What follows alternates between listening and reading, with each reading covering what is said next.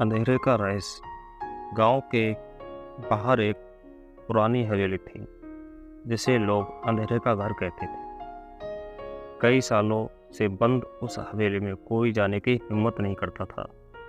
गांव वालों का मानना था कि वहां कुछ अनहोनी शक्ति का वास है। लोगों ने वहां अजीब अजीब आवाज़ें सुनी थीं और कहा जाता है कि जो भी हवेली के अंदर गया वो कभी वापस नहीं लौटा। राहुल एक युवा पत्रकार इस हवेली के रहस्य को जानने की जिज्ञासा से भरा हुआ था। उसने गांव वालों से हवेली के बारे में पूछताछ की, लेकिन कोई भी उसे स्पष्ट जवाब नहीं दे सका। सभी ने उसे चेतावनी दी कि वो वहां ना जाए, लेकिन राहुल की जिज्ञासा उसे खींची जा रही थी। राहुल ने ठान लिया कि वो हवेली में जाकर वहां के रहस्य को उजागर करेगा। एक रात जब पूरा गांव सो रहा था, राहुल अपनी टॉर्च और कैमरा लेकर हवेली की ओर बढ़ा।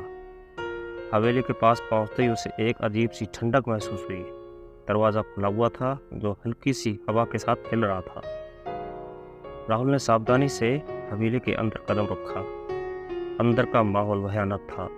हर कोने में धूल और जाले थे, जैसे सालों से किसी ने यहाँ कदम नहीं रखा हो। हवेली के अंदर अजीब सी बदबू भी थी, जिससे राहुल को उल्टी जैसा महसूस हुआ। अचानक उसने एक हल्की सी आवाज़ सुनी, जैसे कोई उसके पीछे चल रहा हो। राहुल ने मुड़कर देखा, लेकिन वहाँ कोई नहीं था। उसे लगा कि शायद उसका मन उसे छलावा दे रहा है।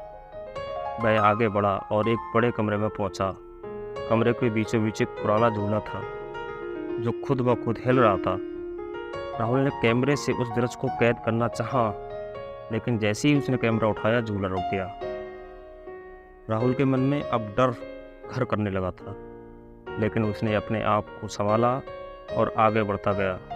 अचानक उसे लगा कि कोई उसे देख रहा है। उसकी टॉर्च की रोशनी एक पुरानी तस्वीर पर पड़ी, जिसमें एक महिला और एक बच्चा थे। वह तस्वीर धूल से भरी हुई थी, लेकिन महिला की आंखें मानो उसकी आत्मा को भेद रही हों। तभी राहुल को एक भयानक चीख सुनाई दी। उसके पैरों तले जमीन खिसक गई। उसने तुरंत उस दिशा में दौड़ लगाई जहां से चीख आई थी। वह एक छोटे कमरे में पहुंचा, जहां एक टूटी फूटी मेज और कुर्सी रखी थी। कुर्सी पर खून के धब्बे थे, जो अब सूख चुके थे। राहुल को अचानक एहसास हुआ कि ये जगह कुछ बहुत ही खतरनाक है। वह मुड़कर वापस जाना चाहता था, लेकिन दरवाज़ा खुद ब खुद बंद हो गया।